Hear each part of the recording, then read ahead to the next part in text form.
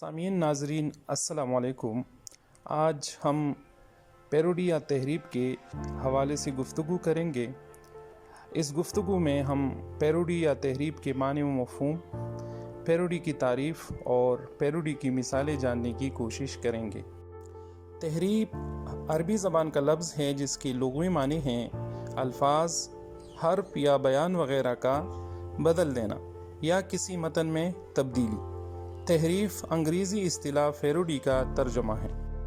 اصطلاح میں کسی سنجیدہ کلام میں شعوری طور پر مزاح کا خیز پہلو پیدا کرنے کو پیروڈی یا تحریف کہتے ہیں۔ مزاح کا خیزی کے یہ پہلو مضمون، لفظیات، اسلوب اور لہجہ میں ترمیم و اضافہ کی صورت میں پیدا کیے جاتے ہیں۔ پیروڈی ظرافت کی ایک شکل ہے۔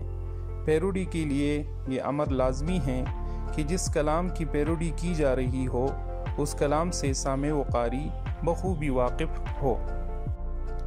پیروڈی کی وضاحت کرتے ہوئے وزیر آغا لکھتے ہیں، پیروڈی کی تعریف کسی تصنیف یا کلام کی ایسی لفظی نقالی کا نام ہے جس سے اس تصنیف یا کلام کی تضحیک ہو سکے۔ اپنے عروج پر اس کا انتہا ادبی یا نظریاتی خامیوں کو منظر عام پر لانا ہوتا ہے۔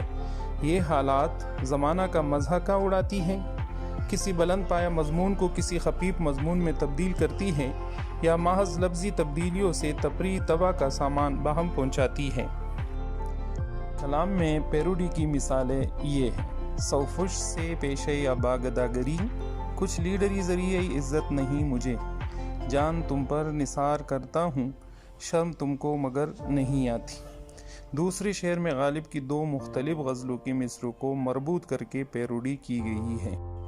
پیروڈی کی چند مزید مثالیں یہ ہیں: کمزور مقابل ہے تو پولاد ہے مومن، انگریز ہے سرکار تو اولاد ہے مومن، الٹی ہو گئی سب تدبیریں کچھ نہ دوا نے کام کیا، امی اور ابو نے مل کر میرا کام تمام کیا۔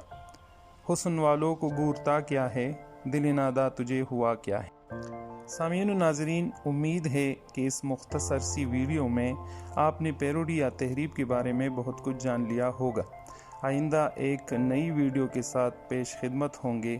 تب تک کے لیے اجازت۔ اللہ حافظ۔ اللہ تعالی ہم سب کا حافظ و ناصر ہو۔